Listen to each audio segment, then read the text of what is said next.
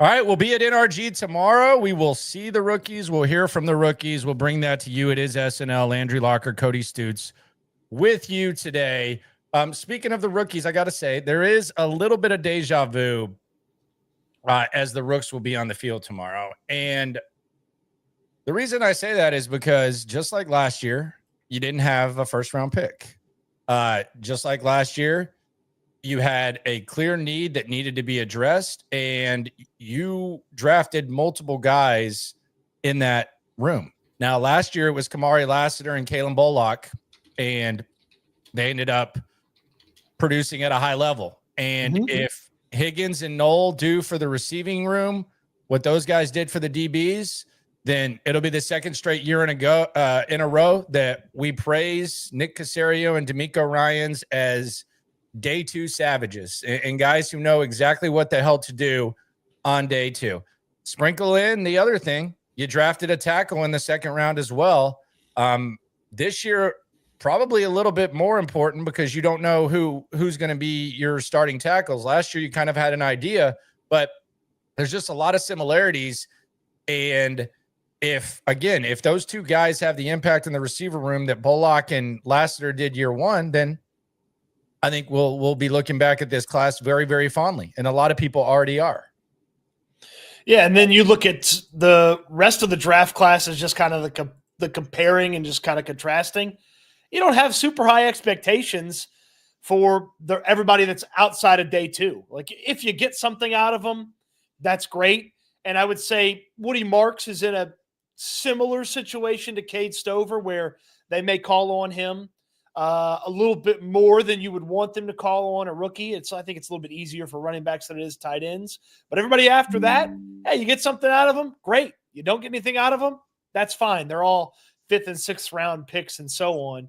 And so I think that's another element of it as well. I do wonder if this is their preferred operating procedure when it comes to drafts. Like obviously, we watched them with top draft picks. Nick Caserio without D'Amico Ryans with the top draft pick, and then with D'Amico Ryans.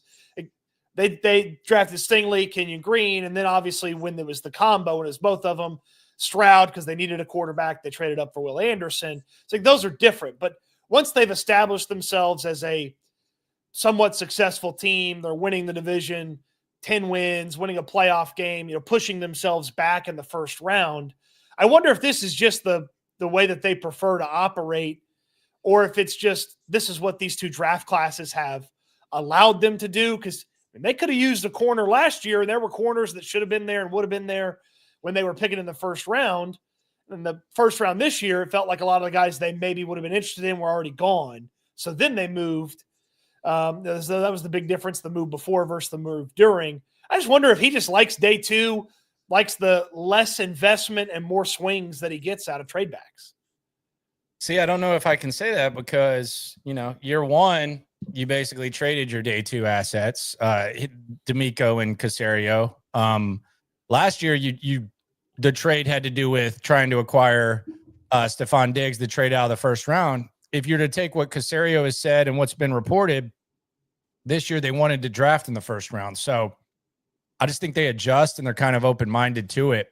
Not necessarily philosophical. I do find it interesting, though, that Caserio has been so open about trying to make a trade. And it's just kind of okay, well, so are you really pleased with what went down? You're kind of acknowledging that maybe this wasn't your initial plan. I also wonder, we still don't have 100% certainty as to who exactly they were looking to trade for. But I do find it interesting that he's been so open about, well, we were thinking about doing this and this ended up happening and it was some sort of pivot. So inherently a trade up, you feel like that player's better than the players that are going to be there. That's why you would do that. The first option. Yeah. Yeah. So, and I know he talks about these groups of players, but you clearly believe if you're trading up for a player, he's better than the other players in that group if you're going to make that move.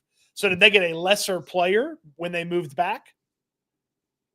regardless of it, I mean, there's a lot of similarities when you just take it on the surface with day two, and you look at the multiple guys in the group. So we'll see what it looks like, how it ends up looking. We'll get our first look at what these guys look like when they're in the facility, at least in Texans gear, and we'll give you those updates tomorrow. Here on SNL with Landry Locker and Cody Stoots. It is something to sort of put a pin in heading into next year. If we can identify a position that we feel like they desperately need bodies at, if they will indeed try to double up early like they have for the past 2 years. And then I don't know if tackle may be the only position that you would do this for, but I can't imagine there's going to be that many more draft and wait guys on day two. I mean, I know Fisher ended up playing. In a perfect world, he doesn't. And I know Ersery might end up playing. In a perfect world, actually, he probably does play, and he's probably really good. That's probably the perfect world. But they didn't have a super clear path to starting. Ersery has a better one than Fisher, but at the time when they drafted Fisher, there was no path to Fisher starting. Like, they had to make a move to make him start. So I just do wonder if, like, a year from now, hey, we think they need defensive tackles. Are they drafting 2 defensive tackles? Are they drafting 2 linebackers if we think they need linebacker? I would say no. I would say offensive line's different because even when they drafted Fisher, they were kind of stuck with crap contracts. And I think they probably knew that eventually they would probably move on from Tunsil and or Howard. I think offensive line can be extremely expensive. So I think if a guy's not ready at tackle and he ends up developing into a starting tackle with what the market is and with how expensive that is, then I think you're probably willing to wait for that. Like, I wouldn't see them doing this at most positions. I just think at offensive line, it's just so expensive. You know that you have elite caliber players that are going to get really, really high contracts. So tackle is probably a place where you can save the most money if you hit. Even if they just hit 50%, I would say it's worth it, which is what Caserio's thrown out there. So I think offensive line is probably a little bit different than the other positions. No, I understand what you're saying. I'm asking, like, if we think they need defensive tackles next year, are they drafting 2 like they did with secondary, like they did with wide receiver? I forecast, and I said this yesterday, I don't think there's going to be too many more opportunities where if DeMeco Ryans has a chance with a premium pick to get a guy that can be an impact guy on the D-line, that he's going to just gloss over it. I think now that they've kind of taken care of other areas of the team and the assets are kind of equaling out and you have more of a balanced roster, I don't see the defensive-minded coach passing up on the opportunity to go D-line when the next couple of times that presents itself. And they need in the next year or two, they need to go find a young edge rusher for when Danielle Hunter moves on. Obviously, we all believe Will Anderson's going to get a big contract and be here for a very long time. He's not going to always have Danielle Hunter opposite. So at some point, they're going to have some additional young presence on that defensive line, because all their defensive end backups are old guys right now. And then, unproven guys who played just a tiny bit of football, Darrell Taylor and such. Yeah, it's funny because on the best part of their football team, and the clear strength, the young guys play and the old guys kind of back them up. Like, it's not, it's usually like, it's like your old guys play and then the young guys develop. And that's a way dated approach, but it just is interesting. Like, your corners are young as hell. You bring in the veteran to kind of back them up. Your safeties are young and you have the veterans to back them up. Your edge guys, Daniel's not young, but like Will Anderson, you have young guys, old guys backing them up. Like, they have the young guys play, which is a sign of building a good roster. But that's just kind of it's kind of an interesting observation from the squad. Might be the case at tackle this year too. If Ersery beats out Robinson, you got the old guys backing up Ersery and Fisher. Oh, if what? I thought, are you entertaining this now? Are you in on this? I've never not entertained it. Okay. I just feel you're in on the possibility. I like it. Oh, I've never eliminated it as a possibility. It's just highly unlikely. On the soup, Herman. You ain't never hate. Swarm. Seems like the first and second round is get what you want, and then he goes trade crazy the rest of the draft. Hard to argue that. The first and second should be scripted, but after that, Caserio gets trade happy. Do you consider Nick Caserio trade happy? Is Nick Caserio trade happy? Like, does he have a gambling problem? Nick Caserio. He leaks value in almost every trade. So that is a problem associated with trades. Now, I'm sure his response would be, if I only ever make trades where we both win, I wouldn't make any trades, or I wouldn't make as many trades, or I wouldn't get who I want. Okay, I would tell you that Jalen Smith can't be that good that you need to just throw away a 5th-round pick to move up 5 spots to get him. That'd be my counterpoint to him. It's like, you just can't. He just leaks value in so many of these trades, especially when he moves up.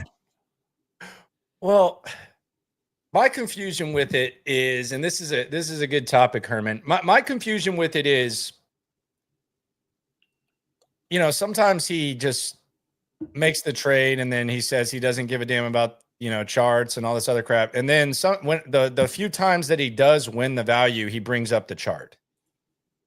That's what's confusing to me. Like, he brings up like the trade value charts the one time that it actually matters. So it's like, does it matter or not? Or are you just being one of those guys who selectively decides what you do and don't say? It's like when, and this is a small ass thing. This is me living in my bubble. So y'all know this, that I listen to every word that these guys say. I assess the squad, blah, blah, blah, blah, blah. But it's kind of like when DeMeco Ryans says, we don't care about any outside noise. It doesn't matter, blah, blah, blah. But then if they win a game, and he doesn't do this a ton, but they win a game, it's like, yeah, no one really gave us a chance. Or, there's a narrative that the offensive line isn't playing good. I think it is interesting with the trade charts that Nick Caserio, the few times that he wins them, and I don't give a shit about him, but I thought that was the one thing that me and Caserio kind of vibed on. But then he brings it up whenever the one time that it matters. Like, I don't care. Like, you've seen me argue with people about the Nico Collins trade value or whatever, the chart. Mike Meltzer won't shut up about it. But I just thought that was one of the things that we agreed on, but then he'll ever so often like slip in a mention of the chart. Right. And the funny part is because future picks are involved, every team values future picks differently. So he can manipulate it and make it say whatever he wants. Yeah. Like, there's not actually, like, the chart doesn't actually exist when you involve future assets. Cause he was talking about what it was he said on the Jimmy Johnson chart, they came out ahead with all of their trades during the draft. It's like, okay, well, you got a future draft pick and you traded away a future draft pick, and there's no way to account for that on the chart. Like, the chart doesn't have a way to numerically account for that. So you can just make up a random value and just be like, well, our pick's at the end of the third and their pick's at the top of the third, and so it's more valuable, and you just make it up. Yeah. You make up your own rules. Well, yeah. If you play the game called I Win, of course you always win. Yeah, don't really get it. Big Daddy. What's the name of this game? It's called I Win. Birdie Boy. Don't get that reference, but I do remember the movie Big Daddy. I don't remember that one. Okay, well, you don't like movies, so I like the newspaper peeing scene. I like all of the stuff. I love that movie. I just don't remember that part. Birdie Boy says today's the start of the annual Clowney talk. So I guess Jadeveon Clowney got released by the Panthers. What's he played for? 6 teams now. He's creeping up on 25% of the league. I think if off the top of my head, 6 teams, right? It's 6 or Texans, 7. I think Seahawks, it's 6. Ravens, Browns, Panthers. Yeah, so Titans. 5 Titans, so 6. He was on the Titans in 2020. I don't remember that. Yeah. So yeah, Clowney probably not a fit here. He's one of the few veteran edge guys they probably don't want. Nothing. I don't think it's anything too crazy. It's just He'll be not the right timeline, not needed. So he'll be on the Chiefs. He'll find his way somewhere. He'll skip camp. So we'll find out about Clowney. Yeah, we'll hear about him again. Yeah. Get Sure. So we'll get a Clowney update in August. Yeah, we'll see what happens with him. Which rookie must produce in 2025? If you could pick one of these rookies and say this guy has to be really, really good, which one you picking? I'm assuming you're going to be talking receiver. Yeah, I'm gonna be very obvious, and I'm not gonna overthink it. It's Jaden Higgins. I want to see Jaden Higgins produce. I feel like his abilities, if he has a really productive season, are going to be a huge boost to this offense. It's going to give them a really impressive physical combo with him and Nico Collins. If they play together on the outside, they can do some fun stuff, putting those guys on the same side of the field because of the versatility that they both possess. And I like the idea of Christian Kirk. It just betting on Christian Kirk is kind of scary. And so if I just knew Higgins was going to produce, I'd feel much better about this team in 2025.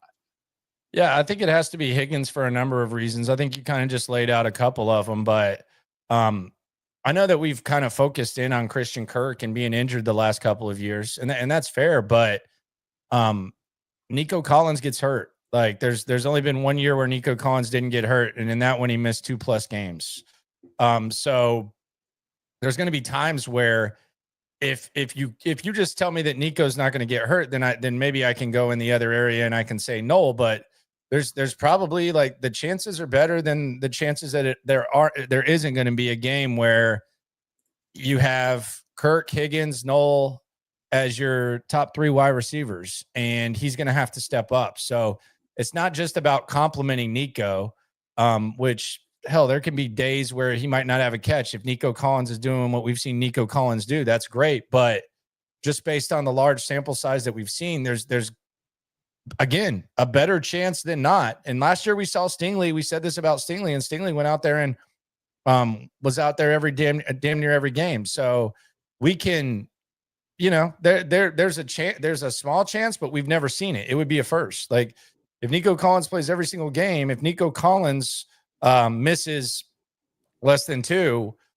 then it would be the first time. So I got to say Jaden Higgins for a number of reasons, because I kind of think that's something else that kind of gets lost in the shuffle when it comes to having Nico on the squad. And I think it's part of the reason why he agreed to the deal early and didn't really go out there and let it play out. And I think it's part of the reason that they were able to get him at pretty appropriate market value for what he got. Because if he plays it out, I mean, I don't know if he gets a higher deal. So I thought that was one of those things that worked for both sides, and I think that was probably the main factor.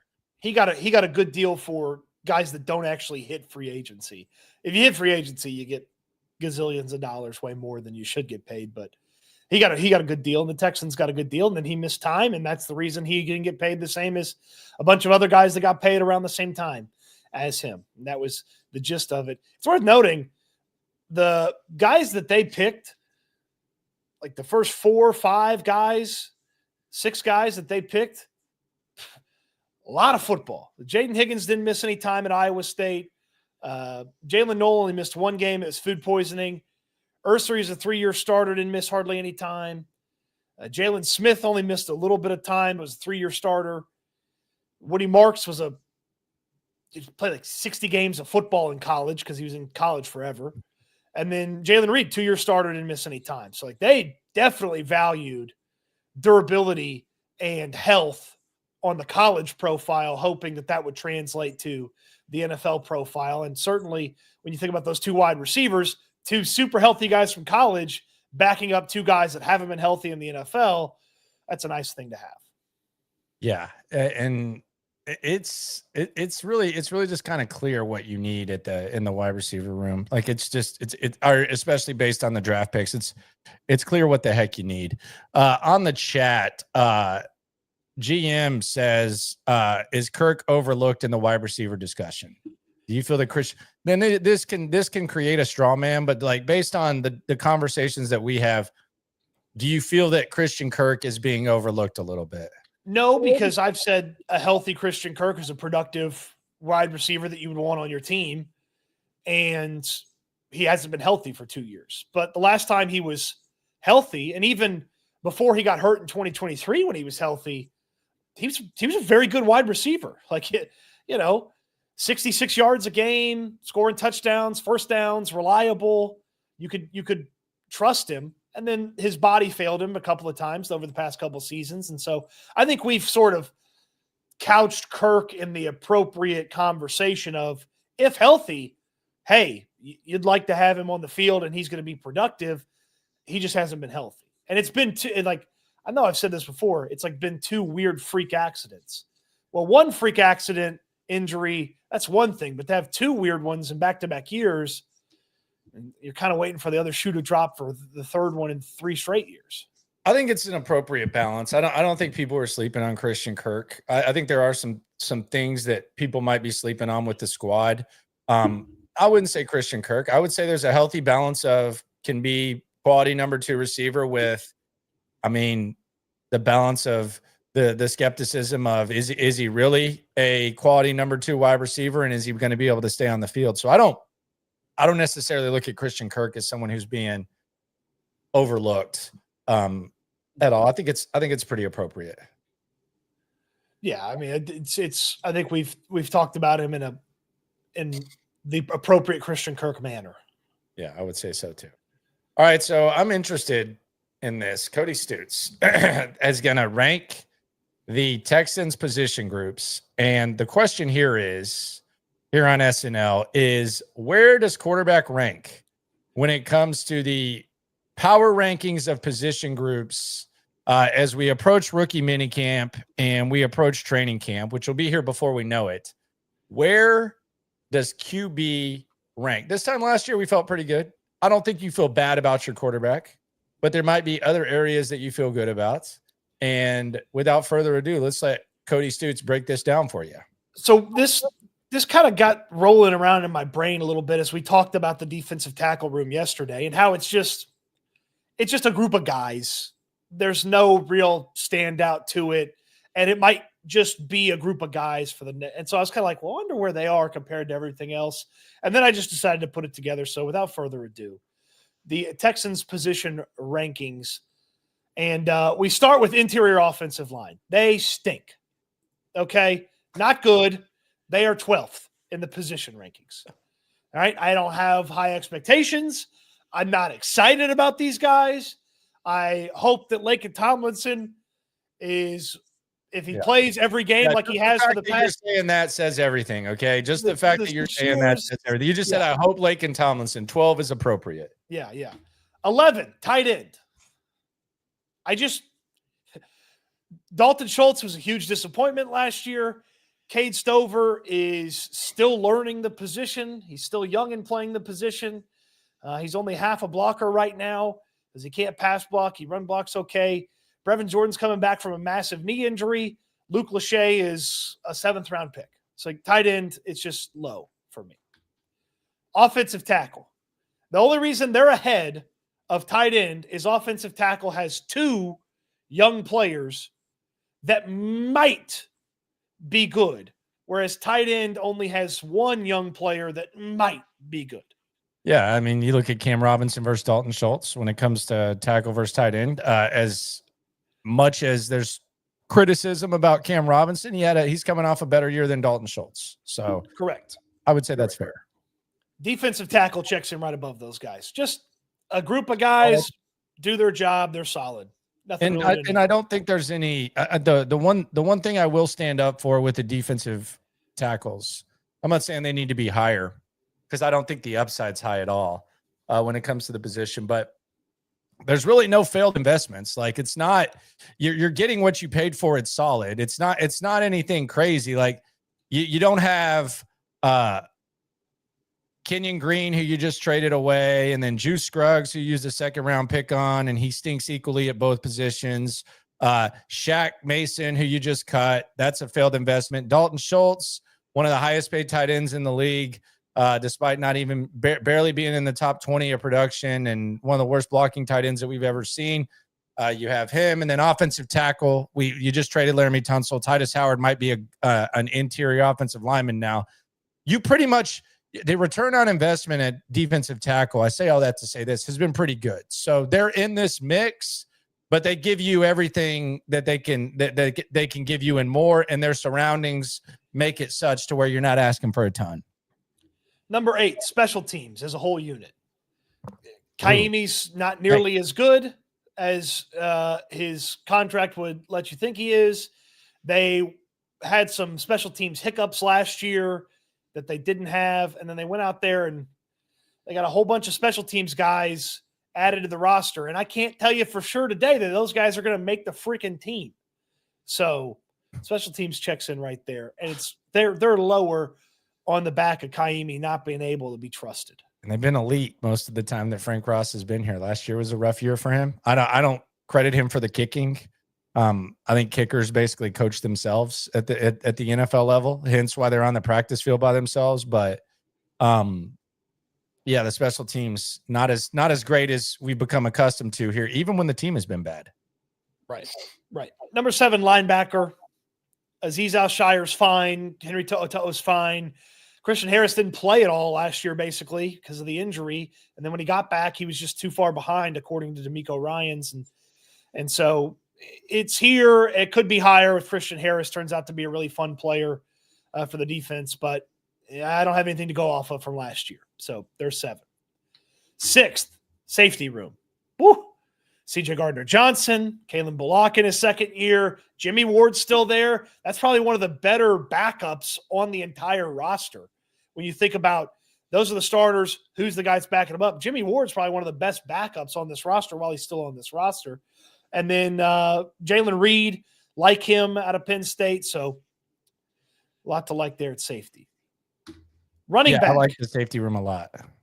Running back makes it ahead of safety just because I don't believe that Bullock or CJ Gardner-Johnson could either be a top 10 safety in the league. I do believe Joe Mixon could be a top 10 running back. There's not as much depth. There's not as much behind Joe Mixon, but the best version of Joe Mixon, he's amongst some of the top running backs. I don't know that I could say that about Bullock or CJ Gardner-Johnson. So running back checks in ahead of them. Yeah, I think that's fair because, I mean, the upside overtakes the depth. This isn't just about depth.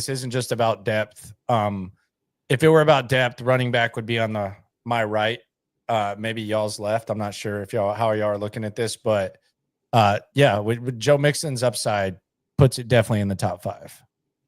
Number 4 is quarterback.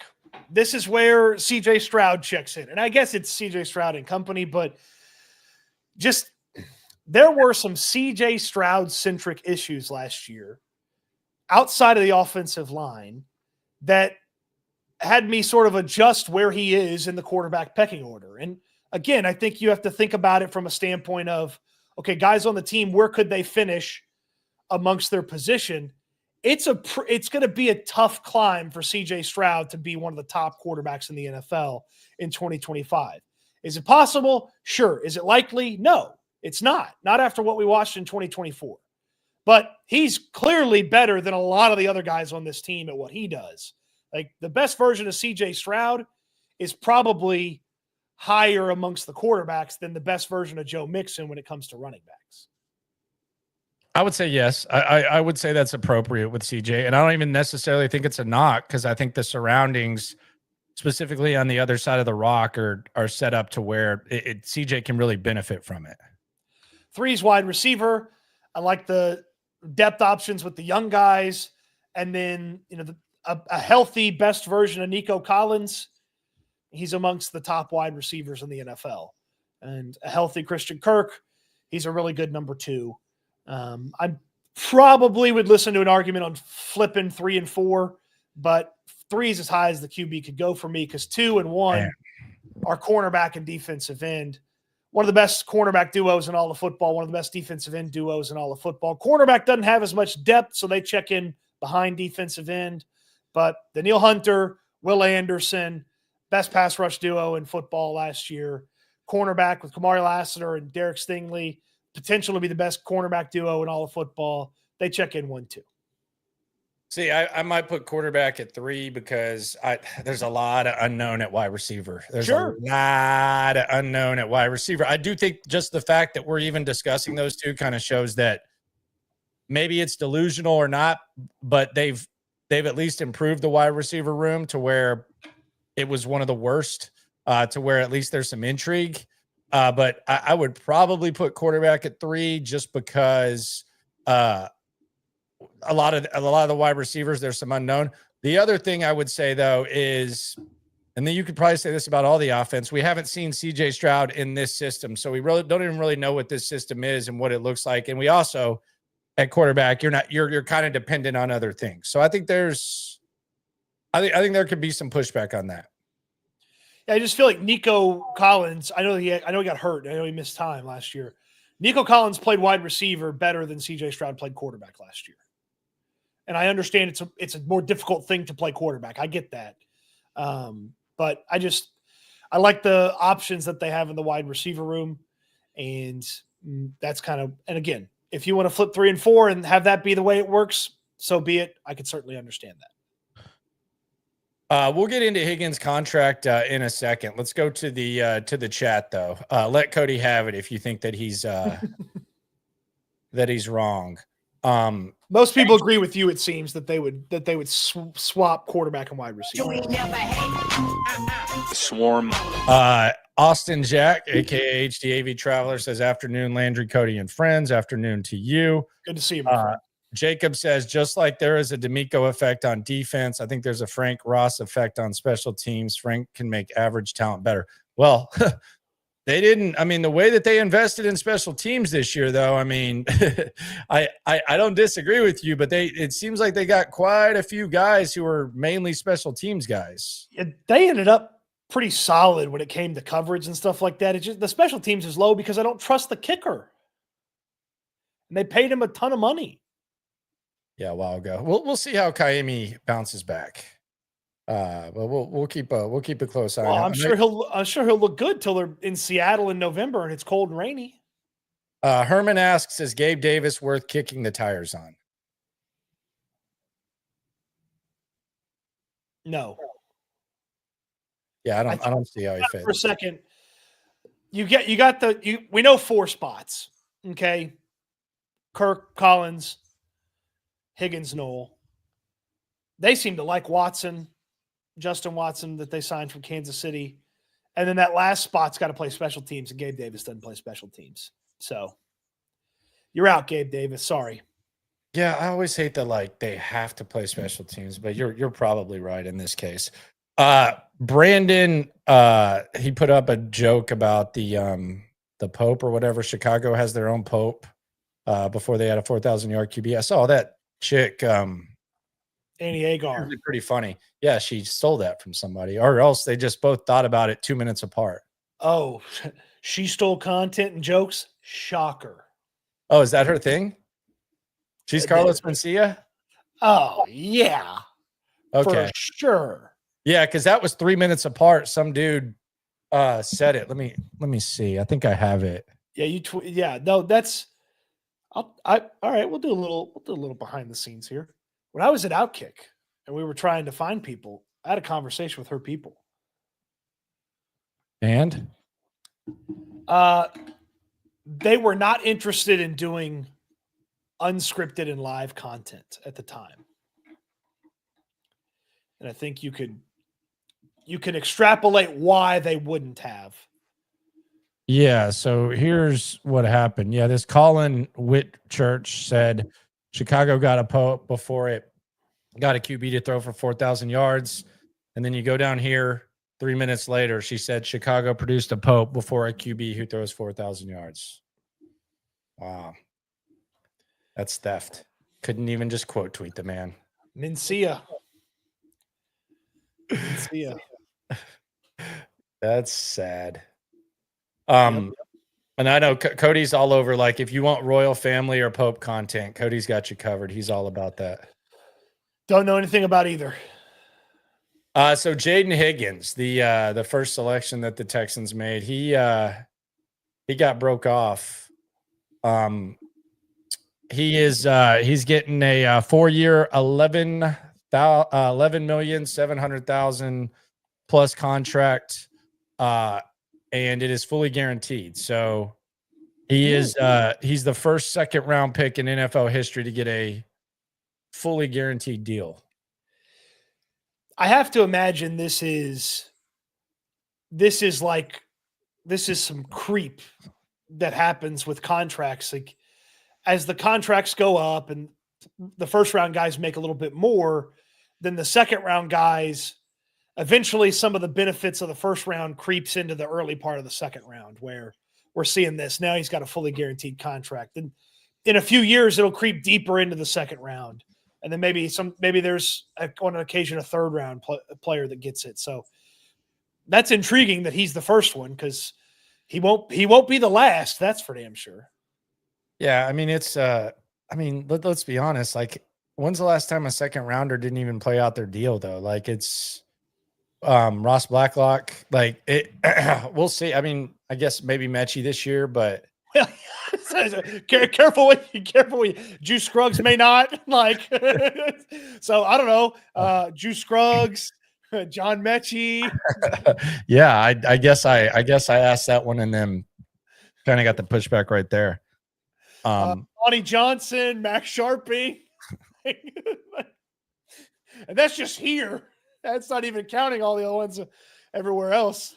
Well, they've improved their day too. So good for Higgins. Maybe that's a little bit of a trend. Rookie quarterbacks aren't what they used to be. So I did find it funny. I'm not sure which interview it was. Caserio was talking about when they negotiate with draft picks, really the first 3 or 4 rounds, it's all just kind of by slot. There's not much to talk about. And then he goes and something like this happens where he does something that no other team has ever done before. And it's like, well, it kind of feels like there might've been something to talk about then. It's like, yeah, there's really nothing to talk about. You just pay them the number for the slot. And then all of a sudden it's a fully guaranteed contract. First one in the history of the National Football League. And it's like, it kind of feels like might've been something to talk about there, Nick. Effing Nick. Herman on the chat. Annie Yeager is the Taylor Swift of the internet. Know what that means? Herman, he's saying she's white trash. I don't know what that means. Taylor Swift of the internet. See, I feel like you usually call people that if you think they're, a little trashy. She classes it up every now and then. Yeah, I didn't know she was a thief like that though. So yeah. Oh, Gabe Davis got a failed physical designation as he officially gets released. Okay, so the injury is the factor. So guess nobody it makes it a little bit interesting. Guess nobody was sending a 7th round pick for him, huh? No, and I never thought that was really going to happen. So especially not if the guy can't even pass a physical right now. Yep. So who knows what happens with Gabe Davis? Maybe he's like a midseason Buffalo Bill instead of a training camp Buffalo Bill. Maybe they lose somebody and then they bring him back. Who knows? I would hope that they're kind of done with him. Like, I mean, surely they've done enough to not have to dip back into the Gabe Davis pool over in Buffalo. I don't know. We shall see. Speaking of the pool, we'll see the rookies tomorrow. We got you updated here. Practice is at about the 10 o'clock hour. We'll hear from them at noon. We'll have the reaction live, the breakdowns, all that type of stuff. And we got you covered. And this is always the question we ask. Where is Will Fuller? Patrick is very as soon as the summer break hits, when they take a break for going to get ready for training camp, which is, like, I guess, second week of June. I start my project to find Will Fuller. If Will Fuller wants to be found, maybe we find out that Will Fuller doesn't want to be found. I don't think he does. I don't think he does. I would think at the very least, Will Fuller would be intrigued to hear that Texans fans constantly ask about him. Now, I don't know if he wants to talk about it. I don't know if he wants to rehash football or anything like that, but I would think he'd have to be at least a little intrigued by the fact that he's sort of like he's a what if or, a myth or whatever with Texans fans. He was awesome, man. And then he wasn't, and then he was gone and we never heard from him again. So yeah, they could have traded him too. Remember Romeo Cornell? We don't want mixed nuts. We don't want any mixed nuts, delicate nuts. Yeah, they probably could have got a pick for him and probably could have got a pick for JJ too. Instead, they just walked out the door. Yep. Shout out to Will. Appreciate y'all for rolling through. Hold on. I have to address a comment. Uh-oh. Jacob says, how could Cody want to keep Fairbairn one day and then criticize him the next. The contract that he has, it costs you money to get rid of him. So that's bad business to do that, to replace him. He's also better than the street free agents. Like, I'm not sitting here telling you he's peak on-field Justin Tucker, but he's better than the street free. You remember Matt Amendola, folks? Come on. Hey, you kicked the game winner against the Bengals, man. You right? could barely. You could simultaneously hold two beliefs about Kyrie Fairbairn, that his contract keeps him on the team and he's not worth the contract. Come on, Jacob. So there you go. There you go. Call out not valid, according to Stoots. Tomorrow, we got a little open practice. We'll get to look at the rookies. They're not going to be doing a ton, but hey, I can probably get at least give me a list. I'll give you as many observations. Go ahead, chat. Give me how many observations do you want about these rookies? I'll do as many as you tell. I'll do 1,000. But no, that would be too long. I got a week. I didn't like Luke Lachey's cleats. No, nothing like that. We'll get the observations tomorrow. If you get to 1,000, you're going to have to talk about some guy's cleats. We'll probably go to 50. We'll go to 6 to 10. 6 to 10, one of those. We'll get it. We got you covered. Appreciate y'all for rolling through. Subscribe, like, right along. Always remember, when it comes to this Texan stuff, we're all in it together. We get to see the rookies tomorrow. Thank goodness. Eat good, sleep good, be good. We'll talk Texans again soon. Thanks for watching, everybody.